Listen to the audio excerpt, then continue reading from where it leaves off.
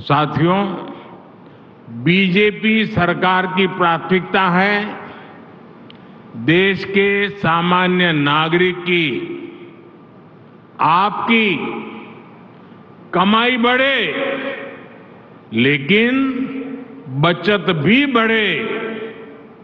आयुष्मान भारत योजना के तहत 5 लाख रुपए तक का मुफ्त इलाज मिलने से देश के लोगों को 1 लाख करोड़ रुपए की बचत हुई है। जन औषधि केंद्रों पर 80% डिस्काउंट पर दवा देने से देश के लोगों के 25,000 करोड़ रुपए से ज्यादा बचे हैं। 10 साल पहले तक 2 लाख रुपए से ज्यादा की इनकम पर इनकम टैक्स लगा करता था। बीजेपी सरकार ने तय किया कि अब 2 लाख बहुत जमाना चला गया, 7 लाख रुपए तक की इनकम पर कोई टैक्स नहीं होगा। टैक्स को लेकर जो भी नई व्यवस्थाएं 10 वर्षों में आई है, उससे टैक्स पेयर के लगभग 2.5 लाख करोड़ रुपए की बचत हुई है। बीजेपी सरकार ने मोबाइल भी सस्ता किया है और मोबाइल डेटा भी सस्ता किया है। 10 साल पहले मोबाइल डेटा की जो कीमत थी, अगर वही आज भी रहती तो आज आपका मोबाइल बिल कम से कम 5,000 रुपया महीने आता।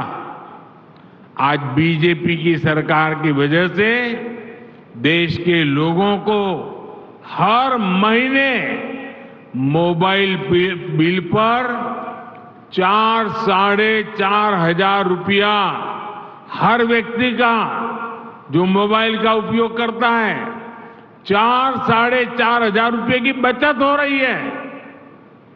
ബിജെപി സർക്കാരിന്റെ പ്രാഥമികമായ ലക്ഷ്യം രാജ്യത്തെ സാധാരണക്കാരുടെ നിങ്ങളുടെ വരുമാനം വർദ്ധിപ്പിക്കുക എന്നതിനോടൊപ്പം അവരുടെ സമ്പാദ്യവും വർദ്ധിപ്പിക്കുക എന്നുള്ളതാണ്.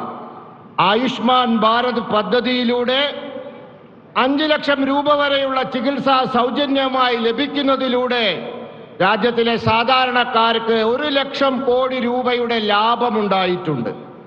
ജനൌഷധി കേന്ദ്രങ്ങളിലൂടെ 80% കിഴിവിൽ മരുന്നുകൾ ലഭിക്കുന്നതിലൂടെ ജനങ്ങൾക്ക് ഏതാണ്ട് 25,000 കോടി രൂപയിലധികം ലാഭമുണ്ടായിട്ടുണ്ട്.